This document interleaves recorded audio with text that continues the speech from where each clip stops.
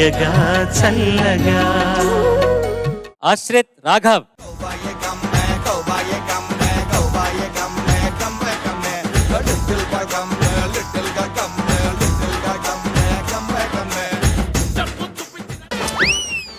ఇప్పుడు ఆశ్రిత్ కనపట్లేదు కదా, ఇప్పుడు కనపడుతున్నాడు కదా. కొంచెం ఒళ్ళు చేయరా, మైక్ కూడా నీకన్నా పెద్దదిగా ఉంది. ఏం పాట పాడబోతున్నావు? ఆమని పాడవే పాడబోతున్నాను. ఆమెని పాడవే పాడబోతున్నావు. చిత్రం గీతాంజలి. సంగీతం ఇళయరాజా గారు. పాడినవారు ఎస్పి బాలసుబ్రహ్మణ్యం గారు. రచన వేటూరు సుందరరామూర్తి గారు. ఇప్పుడు పాడబోయేది ఆశ్రత్. ఆశ్రిత్త రిత్. రిత్. ఓకే రిత్, ఆల్ ది బెస్ట్ రిత్. Thank you.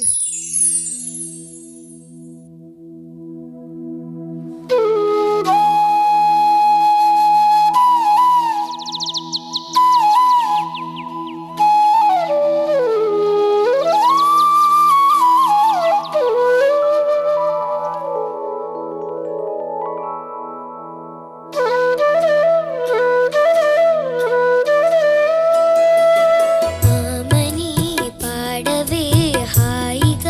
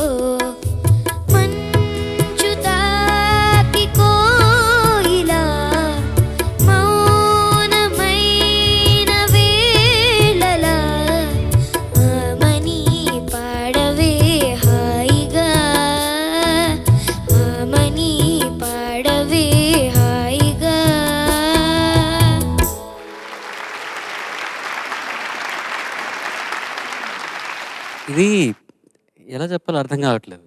ఇప్పుడు వీళ్ళు ఏదో పెద్ద సింగర్లు అయిపోవాలి, అవార్డులు గెలిచేయాలన్నది కాదు అక్కడ అసలు.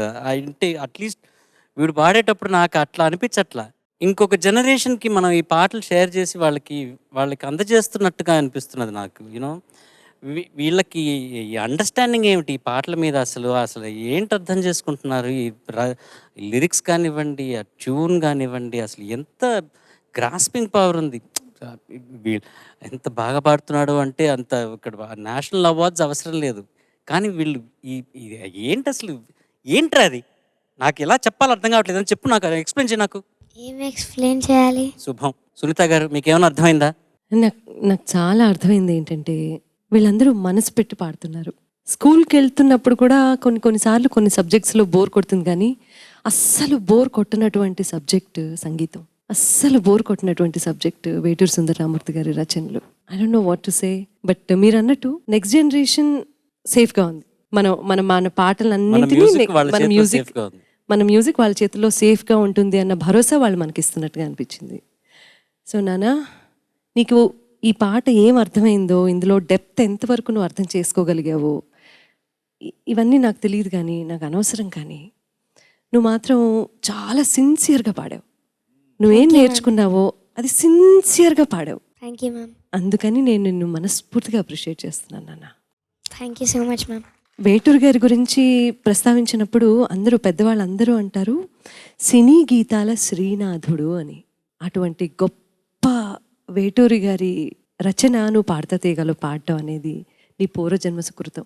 Thank you ma'am. శృతి ఉందా, లయ ఉందా, దోషాలు ఏమన్నా ఉన్నాయా, అవన్నీ ఆలోచించకుండా మనసు నీ పాటతో అలాగా ముందుకెళ్ళిపోయింది. Thank you ma'am. Thank you so much. Thank you ma'am. Chandrabose గారు. ఆశ్రిత్, నమస్తే సార్. బాగున్నావా? నమస్తే, బాగున్నావా? బాగున్నాను సార్. చాలా బాగా పాడావు పాట. Thank you sir. 2 చరణాలు చాలా బాగా పాడావు. పల్లవికి వచ్చేసరికి రాలేటి పూల రాగాలతో పూసేటి పూల గంధాలతో అన్నప్పుడు కొంచెం కిందికి వెళ్తుంది కదా, అప్పుడు ఇంకొంచెం అదొకటే అనిపించింది. మిగతా అంతా చాలా చక్కగా పాడావు. మనం గాంధీ గారి కాలంలో పుట్టల, జగద్గురు శంకరాచార్యుల గారి కాలంలో పుట్టలేదు, వివేకానందుడి కాలంలో పుట్టలేదు, కృష్ణదేవరాయ కాలంలో పుట్టలేదు. మనం ఇళయరాజా గారి కాలంలో పుట్టాం, వేటూరు గారి కాలంలో పుట్టాం, సచిన్ టెండూల్కర్ కాలంలో పుట్టాం, బాలు గారి కాలంలో పుట్టాం. చాలు, మన జన్మ ధన్యము. Thank you sir. తర్వాత ఆమని అంటే ఏంటి నాన్న? తెలియదు సార్. ఆమని అంటే చైత్రమాసం. చైత్రమాసం తర్వాత వైశాఖ మాసం.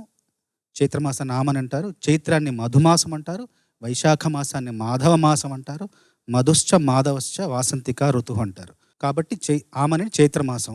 తర్వాత మరీచిక, మనస్సులో నిరాశలే రచించలే మరీచిక. మరీచిక అంటే ఏంటి? ఒక డెజర్ట్లో మనకి వాటర్ కనిపించింది అనుకుంటాం, కానీ అక్కడికి వెళ్ళి చూస్తే ఉండదు. శభాష్, బాగా చెప్పారా. మరీచిక అంటే ఎండమావి. ఎండమావిని మరీచిక అంటారు, మృగతృష్ణ అని కూడా అంటారు. అంటే మృగాలు నీళ్లు ఉన్నాయని భ్రమలో వెళ్ళిపోతుంటే కానీ నీళ్ళు ఉండవు. మృగతృష్ణ అది ఎప్పుడూ తీరదు. వయస్సులో వసంతం హుషారుగా ఉంది, కానీ మనస్సులో వ్యాధి తాలూకు బాధ దహిస్తుంటే అది మరీచికలాగు. ఒక ఆశ, ఒక నిరాశ, రెండిటి సంగమం ఈ పాట. అందుకోసమే ఒకసారి గతించి పోవు గాథనేనని అంటారు, ఇంకోసారి గతించి పోని గాథనేనని అంటారు. ఇదంతా ఆ సందర్భాన్ని పూర్తిగా ఆకళింపు చేసుకుంటే కానీ ఇలాంటి గొప్ప సాహిత్యాన్ని సృజించలేం. వేటూరు గారికి మరొక్కసారి నమస్సులు. నువ్వు పల్లవి తప్ప చరణాలు చాలా బాగా పాడావు, అంతే. Thank you sir. Thank you గురుగారు. విజయప్రకాష్ గారు. ఈరోజు ఏదో చాలా స్పెషల్గా ఉంది.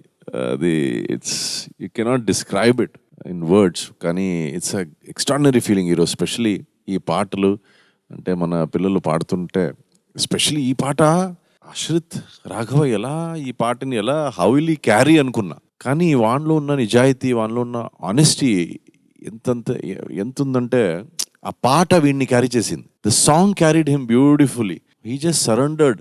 There is so much of honesty. వాడి కంట్లోనే పాట ఉంది. ఆ కళ్ళల్లో నాకు ఆ పాట కనబడుతోంది. అంత such a divine energy. Thank you Ashrith. God bless you. నాకు వెళ్ళే ముందర ఒక కోరిక ఉంది. చంద్రబోస్ గారు నా కోసం ఒక పాట రాయాలి నా పేరు మీద. ఎంతమంది బయలుదేరారు ఇలాగా? ఆశ్రిత్ రాఘవ. నెక్స్ట్ ఎపిసోడ్లో రెడీగా పెట్టుకోండి సార్. సరే అయితే సార్ ఆయనకు హీ నీడ్స్ 1.2 మిల్లీ సెకండ్ అంతే అంతేనంటారా? అయితే కానివ్వండి. Right 3 minute song. సార్ ఇప్పుడే చేయండి సార్, ఇప్పుడే చేసేయండి సార్. అంటే నీకేం మేమంతా ఊరికే నించున్నాం ఇక్కడ. బోస్ గారు నా కోసం ఎప్పుడైనా ఒక పాట రాశారా బోస్ గారు? వాళ్ళు బ్రేక్ ఇవ్వద్దా? వాళ్ళకి లంచ్కి వెళ్ళొద్దా అంకుల్స్ అందరూ? ఇదేదో వీళ్ళందరూ ప్రింటింగ్ ప్రెస్కి వెళ్ళి నాకు విజిటింగ్ కార్డ్ ప్రింట్ చేయండి అన్నట్టు. చంద్రబోస్ గారు నా గురించి ఒక పాట రాయండి. బాగుందిరా. రాఘవ రాశాను రా, ఇప్పుడు ప్రకాష్ గారు స్వరపరిచి పాడతారు. Okay sir. ఇదో బాగుంది. ఇది జడ్జ్మెంట్ చేయడం చాలా ఈజీగా ఉంది సార్, వీళ్ళ గురించి పాడడం చాలా కష్టంగా ఉంది. రాఘవ రేపు నేను రాసింది చెప్తా నీకు, దాన్ని స్వరపరుస్తారు, ఆయన స్వరపరిచి పాడతారు. రాఘవ రాఘవ రాఘవ రాగాల రాగాల వెల్లువ నాదాల నాదాల వేకువ తెలుగింటి లోగిళ్ళ కువకువ సంగీత లోకాల మెలకువ రాఘవ రాఘవ రాఘవ. ఇది దీన్ని స్వరపరిచి ఇప్పుడు ట్యూన్లో వస్తుంది. నా పని అయిపోయింది. పెద్ద పెద్ద సినిమాలకు రాయడం కూడా ఈజీ చంద్రబోస్ గారికో, మీ గురించి రాయడం చాలా స్ట్రెస్ తీసుకొని రాశారు. ఇప్పుడు సార్ ఇప్పుడు నేను అశ్రిత్ గురించి పాడాలి, వాల్యూమ్ పెంచండి, నాకు రివర్బ్ ఇవ్వండి. అశ్రిత్ ఇప్పుడు నువ్వే నాకు రిథం చెప్పు, ఏ రిథంలో కావాలి? 6/8. సార్ ఇప్పుడు ఈ శృతిలో 6/8 బీట్ ఇవ్వండి సార్. నాకు చాలా భయంగా ఉందిరా.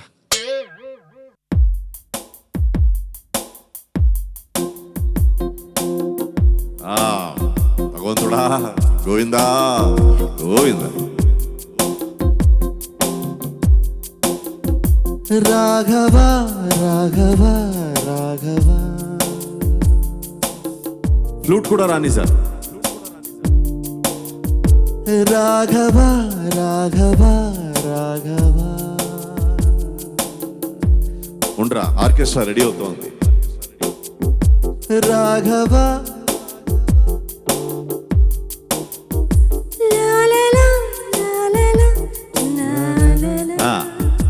రాఘవ రాఘవ రాఘవ.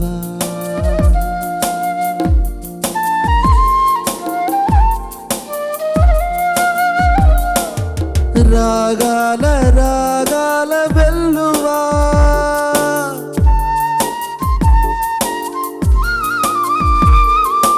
నాదాల నాదాల వేకువా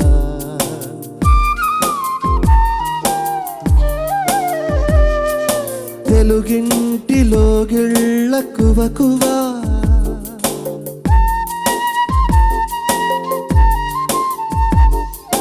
సంగీత లోకాల మెలకువా రాఘవ రాఘవ.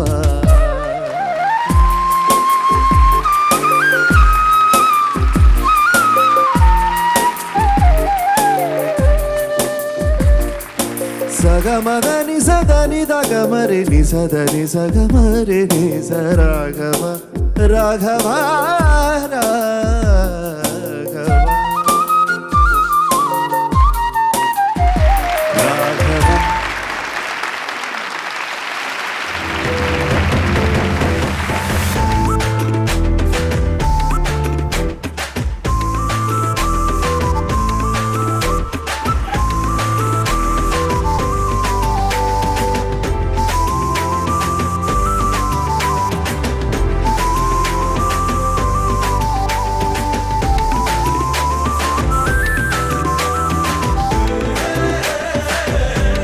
గురుగారి ఆ పేపర్ ఎక్కడ ఏంటో రాశారో ఆ పేపర్ ఆయన దగ్గర నుంచి సంతకం తీసుకొని పెట్టుకో. ఓకే, అది ఫ్రేమ్ చేసి ఇంట్లో పెట్టుకో. అర్థమైందా? Okay sir. ఓకే, ఇంకా చాలు, పో కూర్చోబా. Thank you sir.